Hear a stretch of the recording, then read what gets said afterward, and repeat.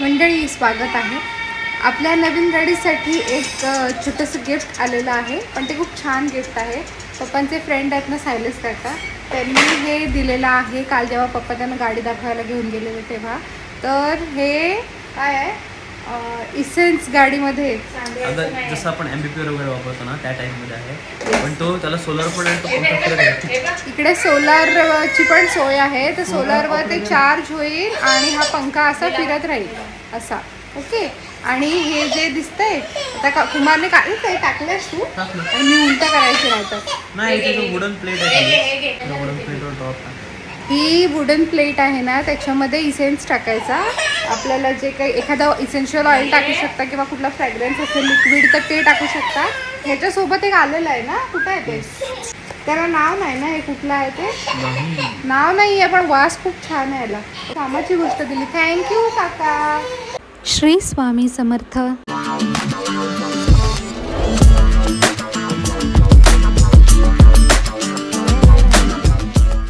सगळं मस्त हिरवं हिरवं झालं ना. पाऊस सुरू झालेला आहे, पण तरी ऊन बघा किती पडलं. आणि आत्ताचं हे ऊन आहे ना, ते खूप जास्त डेंजर. कारण काय होतं, ओझोन लेअर तशी पातळ झालेली आहे. धुळीचा वगैरे मळा बसतो, तो पण पावसाने निघून जातो पहिल्या पावसाने. त्याच्यामुळे आता सूर्यकिरणं डिरेक्टली आपल्यापर्यंत पोहोचतात आणि ते जास्त चटके देतात, जास्त त्रासदायक असतात. त्यामुळे अशा सीझनमध्ये सनस्क्रीन वापरणं इज मस्ट. आणि आपलं मोठ्या माणसांचं तर आहेच, लहान बाळांचं अजून टेन्शन. त्यात जर आपण आई असू तर अजूनच टेन्शन लेकरांचं. तर त्यांची त्वचा सेन्सिटिव्ह असते ना एकदम, त्याच्यामुळे बाळांना तर सनस्क्रीन वापरलीच पाहिजे. आरूसाठी मी वापरते मामाअर्थची अल्ट्रालाइट सनस्क्रीन SPF 50+. ती माझ्या सगळ्या काळजीचं, शंकांचं निरसन करते. ही सनस्क्रीन सूर्याच्या प्रखर किरणांपासून आणि हार्श UVA UVB किरणांपासून बाळाच्या सेन्सिटिव्ह त्वचेला वाचवते. त्वचा नरिश्ड आणि मॉइश्चराइज ठेवते. ॲप्लिकेशन नंतर 120 मिनिटांपर्यंत ही सनस्क्रीन वॉटर रेझिस्टन्स प्रोव्हाइड करते. त्यामुळे तुमचं बाळ पावसात भिजलं जरी किंवा पाण्यात खेळलं जरी तरी टेन्शन नाही. ही सनस्क्रीन खूप लाईटवेट आहे आणि त्वचेवर व्हाईट कास्ट सोडत नाही, त्यामुळे ट्रॅव्हल फ्रेंडली पण आहे. ही डर्मॅटॉलॉजिकली टेस्टेड आहे. बाळाचा चेहरा आणि बाकी अंग असं सगळीकडे आपण अप्लाय करू शकतो.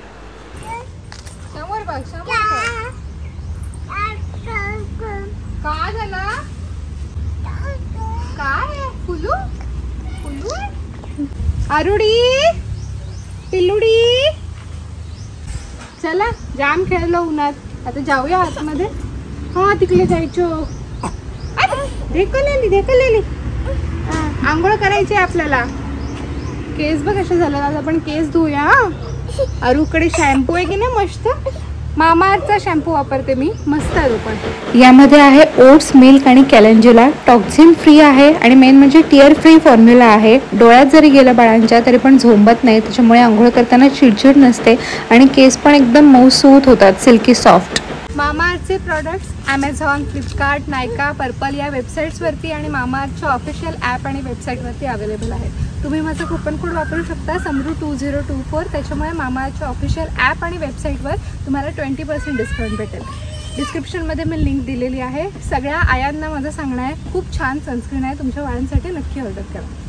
आज आहे मंगळवार आणि आज संकष्टी पण आहे, त्याच्यामुळे नवीन गाडी घेऊन आपण चाललो आहे गणपती बाप्पांचं दर्शन करण्यासाठी. Stay tune in this vlog. आई, पप्पांनी, कुमार आणि आरू झोपलाय, त्याला तसाच उचलायचा. चलिये आम्ही उठलो. चप्पा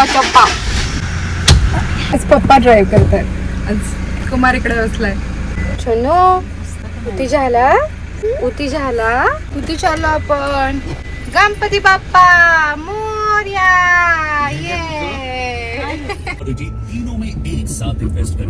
गणपती बाप्पा बसलेत बघ, खोपडीत बसवलंय. बसून राहा. हो, पोहोचलोय आपण हे मंदिर.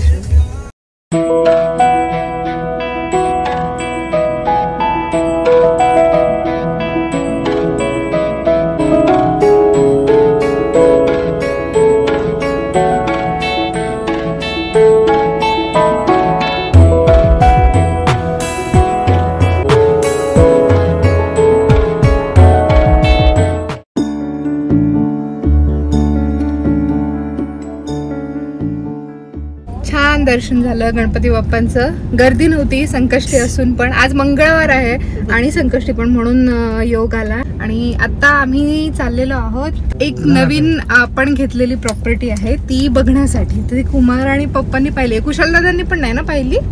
मी आणि आई आता पाहायला चाललोय. इकडे आलोयच ह्या साईडला, तर आम्ही चाललोय ती बघायला पहिल्यांदा.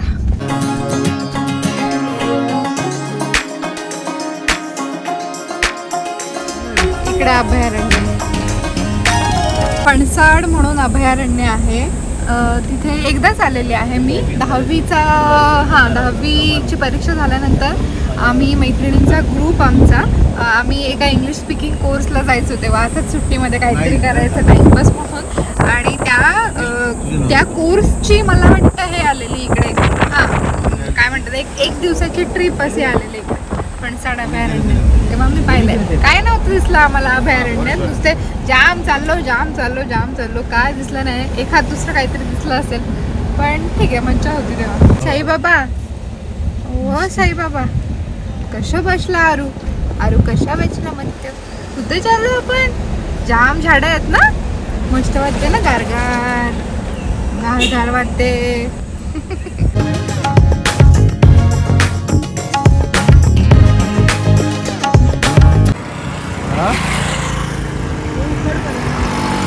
शेती आहे खालची लागते काय ती शेती लागायची सोडली म्हणजे हे हिरवं झाड दिसते ना आंब्याचं, तिथून चालू कुठे जागा आहे ते समोर एक छोटस झाड आहे आणि तिथे बांबू आहेत ते इथंच आहे ना वरचे बांबू. ते बांबू दिसत ती प्रॉपर्टी. हा रस्ता. अच्छा हा रस्ता आहे. ओके. आता पावसाळ्यात तिकडे सगळं हे असेल. वर जायला काहीच प्रॉब्लेम. हे आंबे मोहर हे बघ पहिला पालवी फुटले मध्ये ते. अच्छा. तो जशी उन्हाची बॉर्डर पडले ना तशी बॉर्डर आहे जागेला. अच्छा. जेवढा उन्हाचा पट्टा पडला तो दाखवासाठी देवानी जसा उन्हाचा पट्टा तशी जागा आहे. ओके.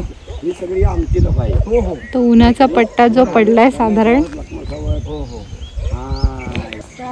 मोठाच रस्ता आहे. अगं आता ऐक माझं, हे तिकडचं झाड आणि हे झाड याच्यामध्ये लेवल केल्यानंतर रस्ता केवढा होईल. हे वसंत काका आहेत पप्पांचे मित्र, त्यांच्या घरी आलोय आपण. मी पण पहिल्यांदाच येते. आलो आपण. उतर सावकाश सांभाळून. अरे वा वा वा वा मतले. कोणाकडे आलो? बाबांकडे. बस. हा मस्त बसलाय. ह्याच्यावर बसायचं आहे तुळशीवर. आता नाही बसल काय तू नको चालतो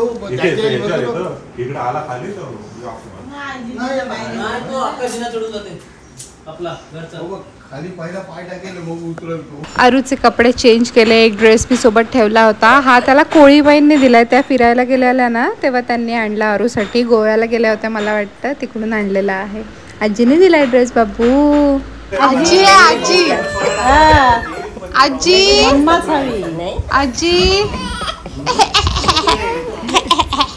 घरी चाललेलो. मामाचं दुकान आहे इकडे चौल नाक्यावर, थांबलो. दत्त कृपा स्वीट मार्ट म्हणून आहे. हा माझा मामा आणि हा माझ्या मावशीचा मुलगा, माझा भाऊ विपुल. बाबू टाटा कर बाबांना.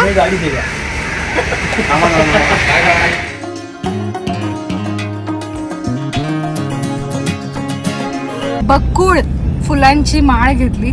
बाबू असे कुस्करायचं नाही सुने, म्हणजे बऱ्याच माळा घेतल्या. इथे गाडीच्या समोर पण लावल्यात. वास म्हणजे एक नंबरचा. आई पण त्यांच्या लहानपणीच्या आठवणी सांगत होत्या. त्यांच्या पण दारात बरीच झाडं होती आणि त्या पण माळा करून विकायच्या पूर्वी. 10 पैशाला एक. हो 10 पैशाला एक. ह्याच्यापेक्षा पण लांबडी माळ ना आई? हो ह्याच्यापेक्षा जास्त मोठी बनवायची. वास तर सुरेखच येतो ह्याला.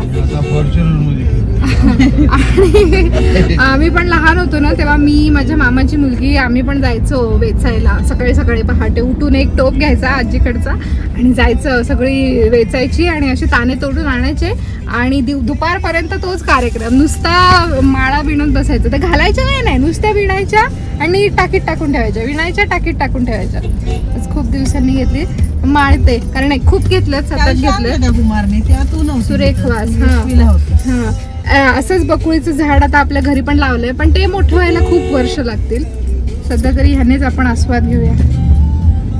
कोणाकोणाला बकुळ फुलांचा सुगंध आवडतो, बकुळ फुलं आवडतात, बकुळीच्या माळा बनवायला आवडतात, त्यांनी खाली कमेंटमध्ये सांगा. तुमच्या काही आठवणी असतील तर आपण तुम्ही लिहू शकता. आले की ना.